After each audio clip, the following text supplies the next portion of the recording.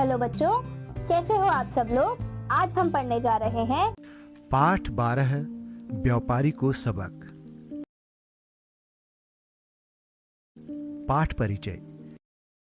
ग्रामीण समाज में सेठ लोग चालाकी दिखाकर गरीब असहाय व्यक्तियों से धोखा करते हैं। प्रस्तुत कहानी भी ऐसी ही है, लेकिन लकड़हारे के मित्र सुरेश की चालाकी व्यापारी पर भारी पड़ जाती है।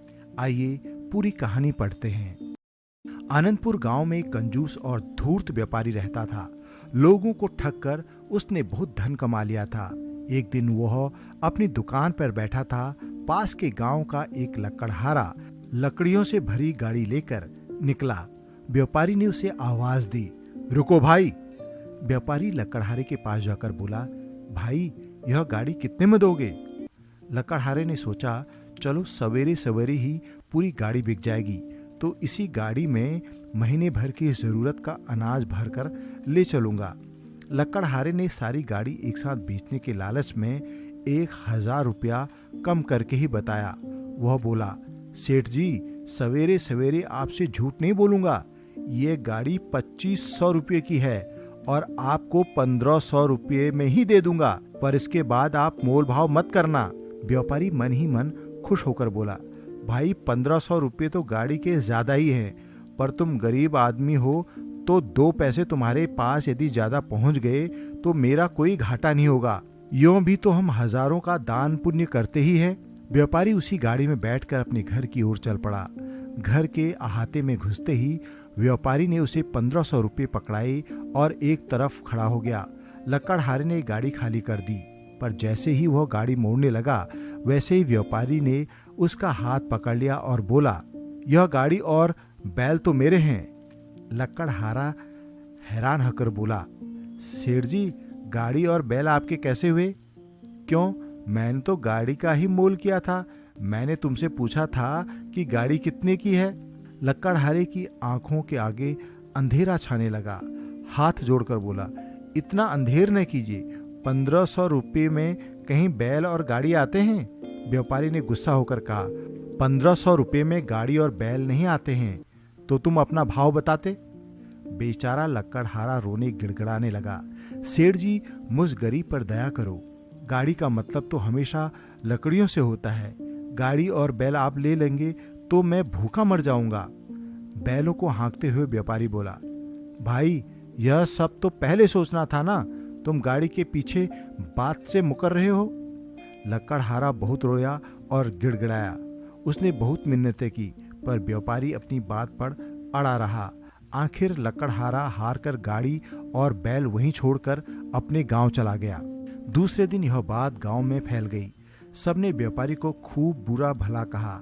जब यह बात गांव के एक बुद्धिमान व्यक्ति सुरेश को पता चला तो उसने व्यापारी को सबक सिखाने का निश्चय किया।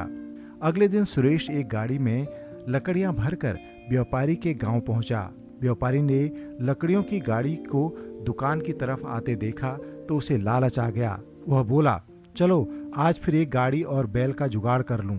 आवाज देता हुआ बोला, भाई गाड़ी बेचने निकले हो? सुरेश के हाँ करने पर व्यापारी बोला, बोलो गाड़ी का क्या लोगे? सुरेश ने भोलेपन से कहा, सेठ जी मैं तो अनपढ़ आदमी हूं। चलते समय बेटे ने कहा कि 5 मुट्ठी रुपयों में गाड़ी बेचना, सो आप उतना ही दे दीजिए। व्यापारी मन ही मन खुश हुआ। यह तो और भी मूर्ख निकला, एक एक मुट्ठी में 50-50 रुपये रखकर दे दूंगा। आज तो 250 रुपये में ही गाड़ी हाथ लग जाएगी। व्यापारी बोला, ठीक है। फिर वह गाड़ी में आ बैठा। व्यापारी के आंगन में घुसकर सुरेश ने गाड़ी खाली कर दी और बोला, लाओ अब दो 5 मुट्ठी रुपये। व्यापारी अंदर गया और 100 रुपये लाया। उसने एक मुट्ठी में 50-50 रुपये रखे और देने लगा। वह मुट्ठी खोलने ही वाला था कि सुरेश ने कसकर मुट्ठी पकड़ ली और अपनी जेब में से एक चाकू निकाला। सेठ जी अब मुट्ठी क्यों खोलते हो? मैंने तो 5 मुट्ठी रुपये मांगे, मुट्ठियां तो अब मेरी हैं। चाकू देखकर व्यापारी के होश उड़ गई। वह बोला, यह क्या करते हो भाई? 5 मुट्ठी रुपये का मतलब 5 मुट्ठी भर रुपये हुए, मुट्ठियां उसमें कहां से आ गई? सुरेश बोला, अगर गाड़ी भर लकड़ी का मोल करते समय गाड़ी और बैल आ सकते हैं तो मुट्ठी भर रुपये में मुट्ठी भी आ सकती है। अब तो व्यापारी को दिन में तारे नजर आने लगे। वो हाथ जोड़कर बोला, मुझे माफ करो। वह रही गाड़ी और वे रहे बैल, अब मेरा पीछा छोड़ो। सुरेश इतनी आसानी से छोड़ने वाला नहीं था। उसने चाकू कलाई पर रखा और हंसते हंसते बोला, सेठ जी, लोग तो वचन के पीछे जान तक दे देते हैं, आप हैं कि मुट्ठियां देने में गिड़गिड़ा रहे हैं।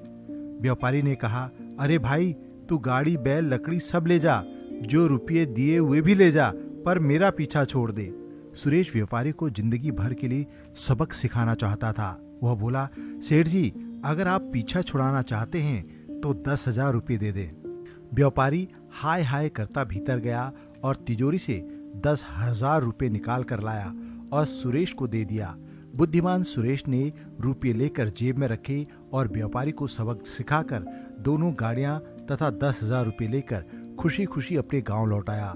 लकड़हारे को उसकी गाड़ी, बैल और 2,000 रुपये दिए। लकड़हारे ने सुरेश को बहुत धन्यवाद दिया।